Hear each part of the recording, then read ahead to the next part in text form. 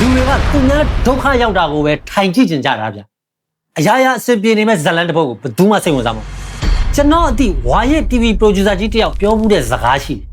ငါကလူတွေကိုပျော်ရွှင်စရာတွေကြီးပဲပေးချင်တာမဟုတ်ဘူးအသေးကွဲတဲ့ခံစားချက်မျိုးကိုပါခံစားစေချင်တာ entertainment industry ရဲ့အဓိကရည်ရွယ်ချက်ကိုကခမားတို့ကိုဒေါသထွက်အောင်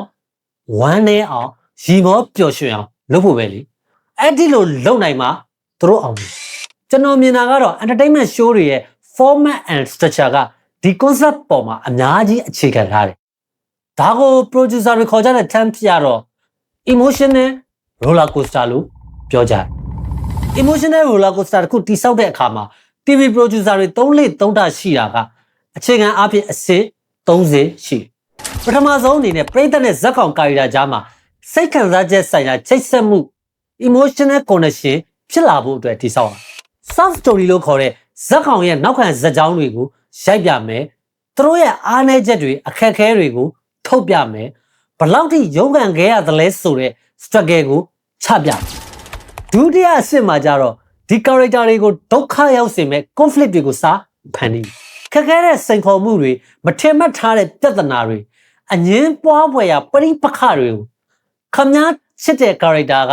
ဒီ conflict တွေကိုဘလို့ဖြတ်ကျော်မလဲဆိုတော့ခမားရင်တမတ်မနဲ့ကိုစောင့်ကြည့်နေရတတိယအဆင့်ကတော့ transformation လို့ခေါ်တဲ့စိတ်ခံစားမှုဆိုင်ရာအမြင့်ဆုံးအဆင့်ကိုဖန်တီးပေးလိုက် elimination လို့ခေါ်တဲ့ထုတ်ပယ်မှုတွေလုပ်လာမယ် betrayal လို့ခေါ်တဲ့တစ္ဆာဖောက်မှုတွေထည့်ပြမျောလင့်မထားတဲ့အချိန်မှာခမားအရန်ချစ်ပါပြီဆိုတဲ့ character တယောက်သာရုတ်တရက်ကြီးအထုတ်ခံလိုက်ရရင်ခမားဘယ်လိုခံစားဒီအခြေခံပဋ္ဌာန်း၃မျိုးကိုတစ်ခေါက်တစ်မျိုးမရိုးရအောင်ထက်ခါလုတ်ပြလိုက်ပြီဆိုတာနဲ့ခမားရဲ့ emotional investment ကလည်းဝင်လာပြီ character ရဲ့ဒုက္ခကိုကိုယ်ဒုက္ခလို့ခံစားမိပြီး loss aversion လို့ခေါ်တဲ့ဆုံးရှုံးရမှကြောက်တဲ့စိတ်ကလည်းအထွတ်အထိပ်ကိုရောက်နေပြီကိုအားပေးတဲ့ character အောင်မြင်ရင်တော့ခမားပျော်ရမှာပေါ့ဒါပေမဲ့အချိန်မရွေးလဲအသေးကွဲသွားဒီ TV show ကြီးကိုခမားထိုင်ကြည့်မိနေပြီဆိုတာကိုက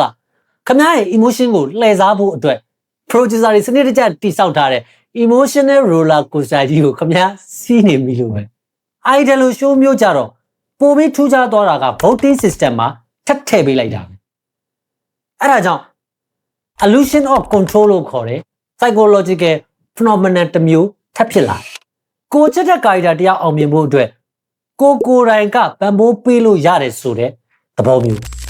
illusion of control ကြောင့်ကိုလည်းနောက်ဗီဒီယိုတွေမှာထပ်ရှင်းပြပေးမယ်ဒီ theory ကလည်း content creation မှာအရန်ရေးပါ